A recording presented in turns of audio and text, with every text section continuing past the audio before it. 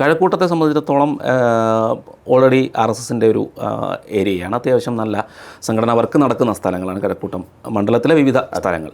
അതിനൊപ്പം തന്നെ വി മുരളീധരൻ കാലങ്ങളായിട്ട് അവിടെ പ്രവർത്തിക്കുന്നുണ്ട്. ഇപ്പോൾ പലരും സോഷ്യൽ മീഡിയയിൽ പോസ്റ്റ് ഇടുന്നുണ്ട് ഈ പുറത്തുനിന്ന് വന്ന ഒരാൾ എങ്ങനെ അവിടെ ജയിച്ചു എന്നൊക്കെ. സത്യത്തിൽ അത് വി മുരളീധരൻ്റെ വർക്കിനെക്കുറിച്ച് അറിയാത്തത് കൊണ്ടാണ്. അത് ഈ പറയുന്ന പോലെ ഇടയ്ക്ക് ലോക്സഭാ തെരഞ്ഞെടുപ്പിൽ അദ്ദേഹവുമായി ഒരു ഇൻ്റർവ്യൂ ചെയ്യേണ്ട ഒരു സാഹചര്യം ഉണ്ടായി. ആ സമയത്ത് അദ്ദേഹം പറഞ്ഞ പല കാര്യങ്ങളും ആദ്യത്തെ അറിവായിരുന്നു. ഇങ്ങനെയൊക്കെ ഇദ്ദേഹം ചെയ്തിരുന്നോ എന്നുള്ളത് അദ്ദേഹം എവിടെയും പറഞ്ഞിട്ടില്ല. അദ്ദേഹത്തിന് വേണ്ടി ആരും പറഞ്ഞിട്ടുമില്ല. അതാണ് ഏറ്റവും വലിയ ഒരു തമാശ എന്ന് പറയുന്നത്.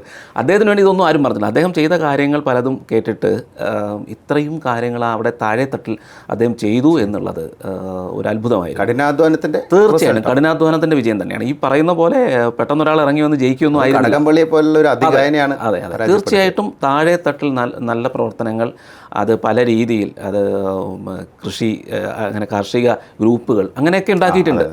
അതൊന്നും പലർക്കും അറിയില്ല. അങ്ങനെയുള്ള സന്നദ്ധ സംഘടന വഴിയുള്ള പ്രവർത്തനങ്ങൾ അദ്ദേഹം നിരന്തരം അവിടെ നടത്തിയിട്ടുണ്ട്. അതിനൊപ്പം തന്നെ നമ്മളെല്ലാവരും പറയുന്നൊരു കാര്യമായിരുന്നു, അദ്ദേഹം വിദേശകാര്യത്തിൻ്റെ ചുമതലയുള്ള സമയത്ത് ഈ പറയുന്നത് പോലെ പ്രവർത്തിച്ചിട്ടില്ല എന്നൊക്കെയുള്ളൊരു പരാമർശങ്ങളൊക്കെ ഉണ്ടായിരുന്നു. പക്ഷേ അതിലും അദ്ദേഹത്തിൻ്റെ പല മറുപടികളും കേട്ടപ്പോൾ ഒരുപാട് കാര്യങ്ങൾ അദ്ദേഹം ചെയ്തിട്ടുണ്ട്. പക്ഷേ ഇതാരും അറിഞ്ഞു. പബ്ലിസിറ്റി കുറവാണ്. ഇല്ല, പബ്ലിസിറ്റിക്ക് അദ്ദേഹത്തിന് താല്പര്യമില്ല. ചോദിച്ച